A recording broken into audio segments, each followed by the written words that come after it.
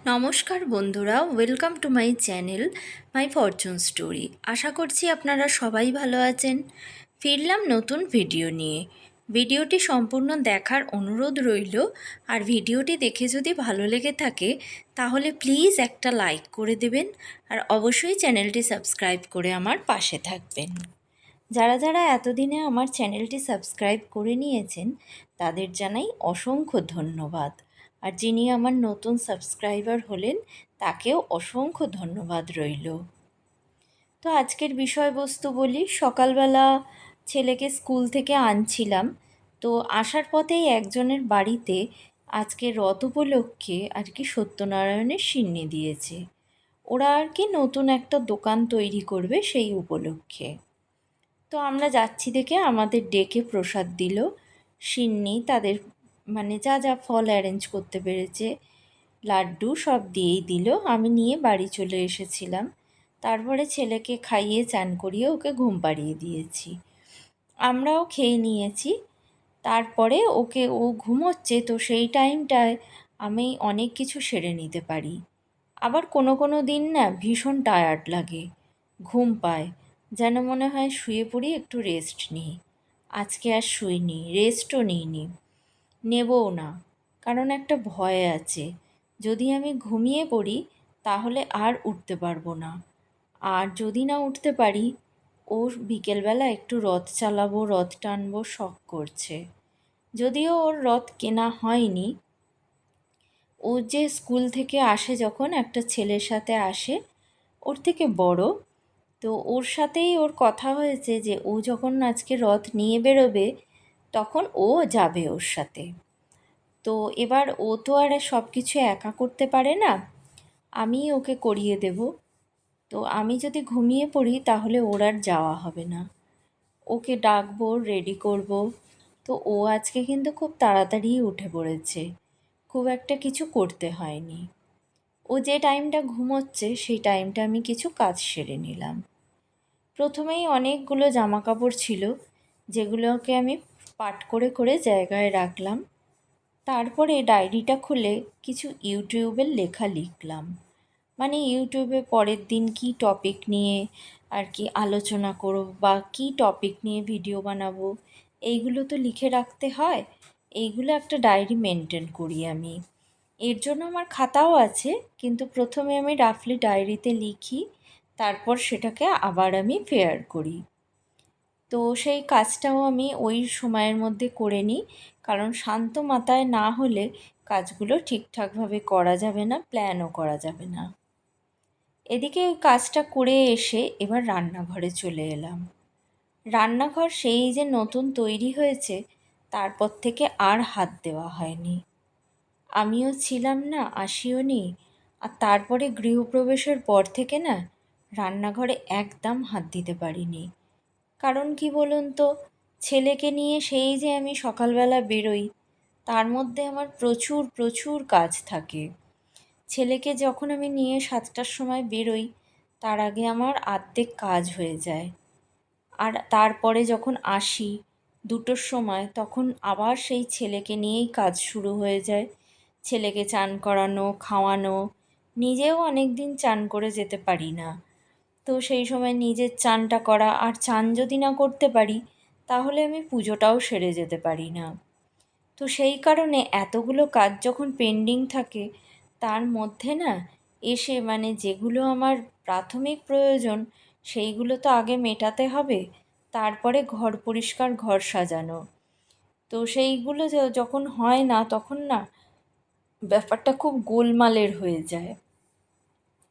ওই জন্য আমি কি করি, যেদিন আমি সময় পাই, এই যে যেমন আজকে দুপুরবেলা ঘুমোলাম না, অল্প অল্প করে কাজ সেরে রাখি। তো আজকে এই রান্নাঘরের এই ক্যাবিনেটগুলোকে ভালো করে মুছে নিলাম। নতুন হওয়া থেকে আমি একটু ভিম লিকুইড দিয়েই মুছেছি। একটা ভিজে কাপড়ে একটু ভিম লিকুইড নিয়ে নিয়েছি। তো এই সোপটা না বেশ ভালো, আর এর একটা ভালো গন্ধ আছে। তো যার জন্য যখন এই যে রান্নাঘরটায় দেখছি নতুন তৈরি হওয়া থেকে, কাঠের না আটার না মানে একটা নতুন বালি সিমেন্টের এই সব সব একটা মিক্সড গন্ধ, ভীষণ বাজে লাগে।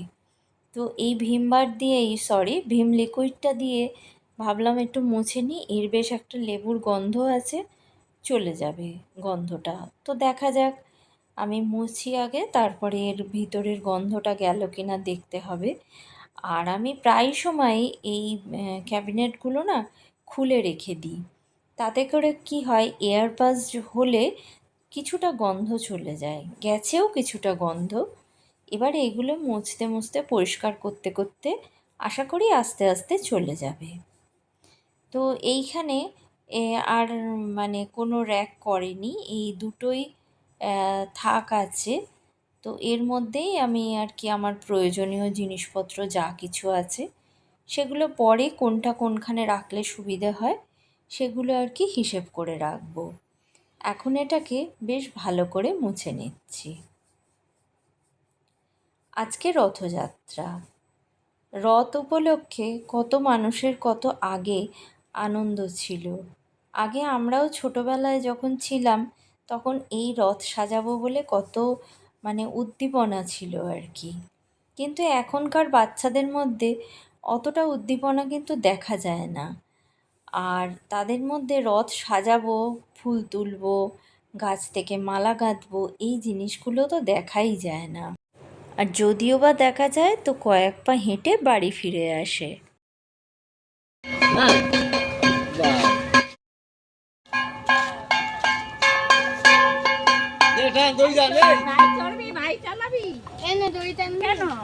ও মা, হ্যাঁ চালাতে হয় তো।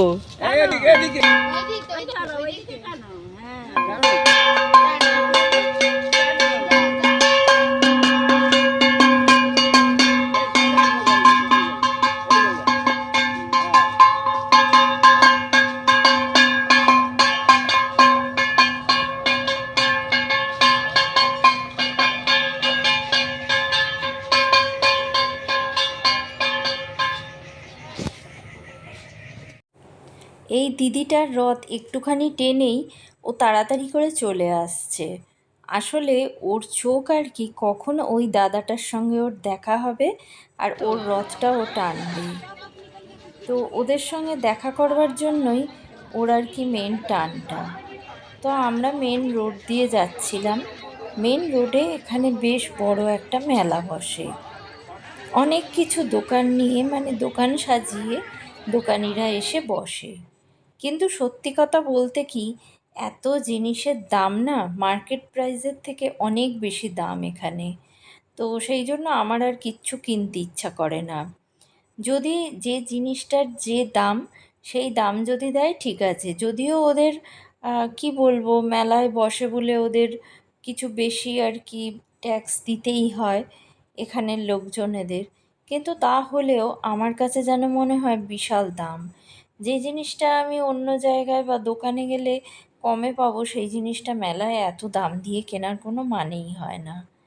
এই কাপগুলো দেখছিলাম, বেশ পছন্দ হয়েছিল। এক একটা কাপের যা দাম বলল তাতে করে আমার পক্ষে আর নেওয়া সম্ভব হলো না।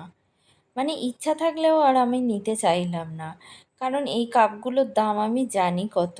আর যেখানে মানুষ কম পায় সেখানেই মানুষ ছুটে যায়। বেশি দাম দেওয়া মানে বেশি দাম দিয়ে জিনিস কিনতে কারই বা ইচ্ছা করে। ওই জন্য আমি দেখলাম, দেখে বেশ পছন্দ হচ্ছিল কাপগুলো, কিন্তু নিলামও না। আর নেব না বলে বেশিক্ষণ দাঁড়াইও নিও।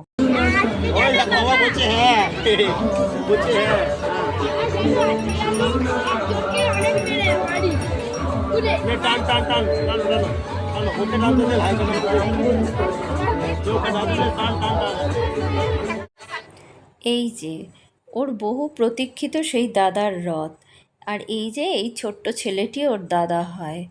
তো ও যে স্কুলে পড়ে ও সেই স্কুলে পড়ে, তবে ও ওর থেকে উঁচু ক্লাসে পড়ে। আর ওরা একসাথেই আসে আর কি, ওদের সাথেই একসাথে আমাদের রাস্তায় দেখা হয়ে যায়। তো খুব ভাব হয়ে গেছে দুজনের। আসলে পাড়ায় তো কোনো বন্ধু পায় না, ওরা একই পাড়ায় থাকে, কোনো বন্ধু পায় না, তো সেই জন্য খুব ভাব। তারপরে ওর একটু রথটা ওকে টানিয়ে আমি ওদের থেকে একটু আলাদা হয়েই চলে এলাম, কারণ ওরা একটা ফ্যামিলি বেরিয়েছে, নিজেরা রথ টানবে, নিজেদের মতো একটু মেলা ঘুরে বেড়াবে। সেখানে যদি আমি আর আমার ছেলে এন্ট্রি নিই, ব্যাপারটা খুব খারাপ হয়ে যায়। সেই জন্য আমি একটু মানে এক্সট্রা পাশ কাটিয়ে চলে এলাম। এসে এই যে মোড়ের মাথায় এলাম, ওখানে বাচ্চারা কতগুলো রথ নিয়ে দাঁড়িয়ে আছে সাজিয়ে, ওরা আবার বেরোবে। তো রথের দিন আর কি করব, জিলিপি আর অন্য কিছু মানে পাঁপড় খাইও না, ভালোও লাগে না, তাই কটা আইসক্রিম নিয়ে বাড়ি ফিরে এলাম। তো ভিডিওটি আজ এই পর্যন্ত রাখলাম, ফিরবো নতুন ভিডিও নিয়ে। ততক্ষণের জন্য সবাই ভালো থাকবেন, সুস্থ থাকবেন, ভগবান সবার মঙ্গল করুন।